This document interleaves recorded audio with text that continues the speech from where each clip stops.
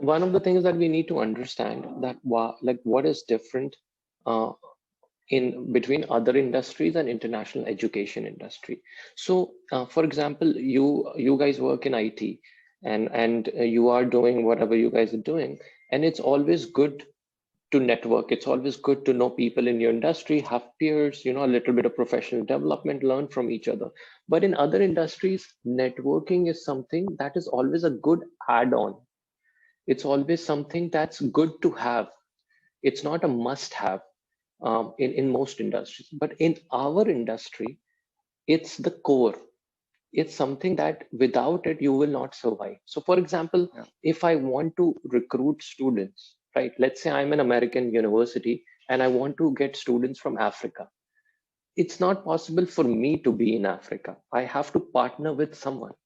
Either it's a service provider or it could be another educational institution. It could be a consultant. It could be anyone. But I need a partner that is in Africa that will help me recruit this. What are international education also comprises of exchange programs, right? It comprises of articulation agreements. It comprises of having foreign campuses. None of this is possible without having a network of people that are supporting you in a region where you are not present. Um, Study abroad is an important aspect of international education.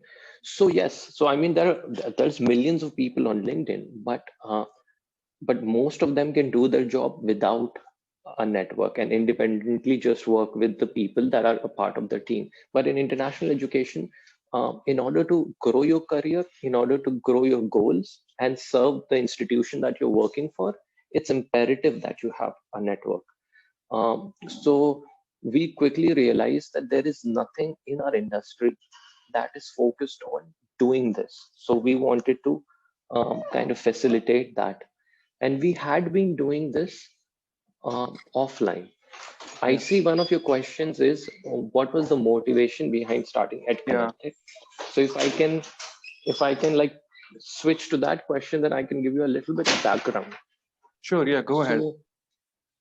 So Simple Ed started as a company that used to provide recruitment services to American universities, right? Mhm. That was our primary service, and that's what we did.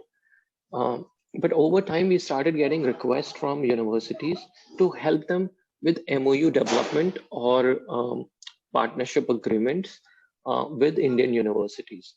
So we did help a couple of universities, and we quickly realized that there was a huge disconnect between international universities and Indian universities.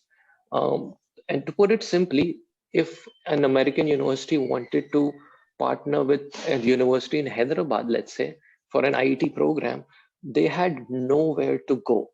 They just did not know what to do. Just maybe Google some names on that was the only option they had. Mhm.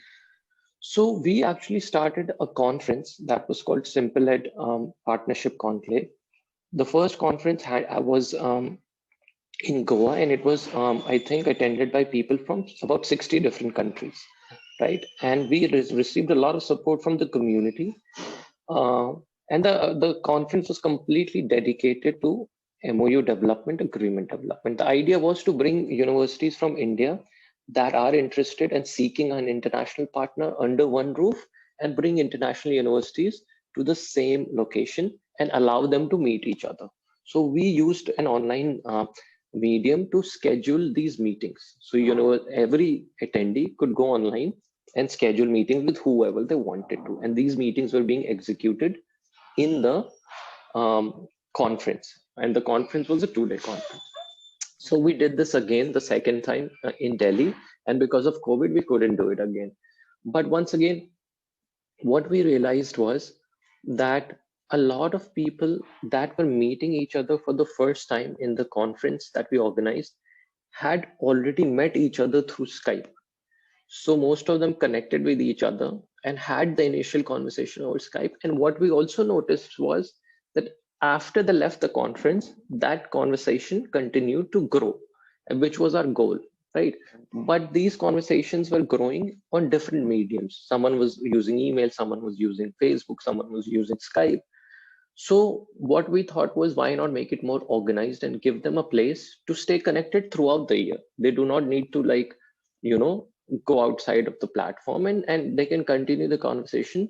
Whether they participate on an offline event or not, they can still get access to each other. So that was the whole motivation behind. And all the attendees of a conference were very excited about the idea, because the first time the software that we created was kind of, we got it created for ourselves, just for scheduling meetings, and we, for whatever reason, we killed the software after the conference, which was not a very smart move to in the hindsight. So I think Ed Connected is going to be that missing piece. We are hoping that over time, not just our conference attendees, but other people and the whole industry can come on the platform. But we are going to start with our members, our attendees, and people that are interested in getting into articulation agreements and things like that. But hopefully over time, others will see value and can join also.